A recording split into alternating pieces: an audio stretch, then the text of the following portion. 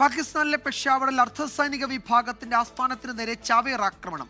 ആക്രമണത്തിന് ശേഷമുണ്ടായ വെടിവെപ്പിൽ 3 പാകിസ്ഥാൻ സൈനികർ കൊല്ലപ്പെട്ടു. ഇന്ന് രാവിലെ 9 മണിയോടെ ഭീകരാക്രമണം ഉണ്ടായി. ആക്രമണത്തിൽ 5 സൈനികർ ഉൾപ്പെടെ 11 പേർക്ക് പരിക്കേറ്റു.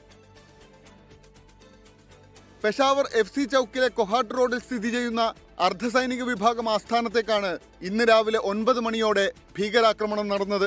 സ്ഫോടനത്തെ തുടർന്ന് നടന്ന ശക്തമായ വെടിവെപ്പിൽ 3 പാകിസ്ഥാൻ സൈനികർ മരിച്ചു. 5 സൈനികരുൾപ്പെടെ 11 പേർക്ക് പരിക്കേൽക്കുകയും ചെയ്തു. ശേഷം സൈനികരും ഭീകരവാദികളും തമ്മിൽ ഏറ്റുമുട്ടൽ നടന്നു. 3 ചാവേറുകളാണ് സ്ഫോടനം നടത്തിയത്. ആക്രമണത്തിന്റെ ഉത്തരവാദിത്വം ഇതുവരെ ആരും ഏറ്റെടുത്തിട്ടില്ല.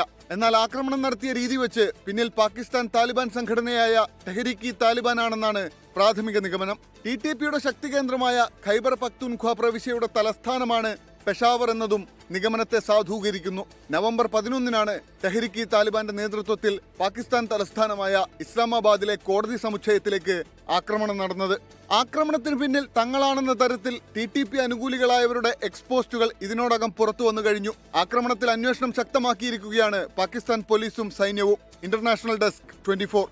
ലോകത്തെവിടെയായാലും ഏത് സമയത്തും 24 വാർത്തകളും ഓഗ്മെന്റഡ് റിയാലിറ്റി പാക്കേജുകളും എക്സ്പ്ലെയിനറുകളും വിശദമായി കാണാൻ ഞങ്ങളുടെ യൂട്യൂബ് ചാനൽ നിങ്ങൾക്ക് സബ്സ്ക്രൈബ് ചെയ്യാം.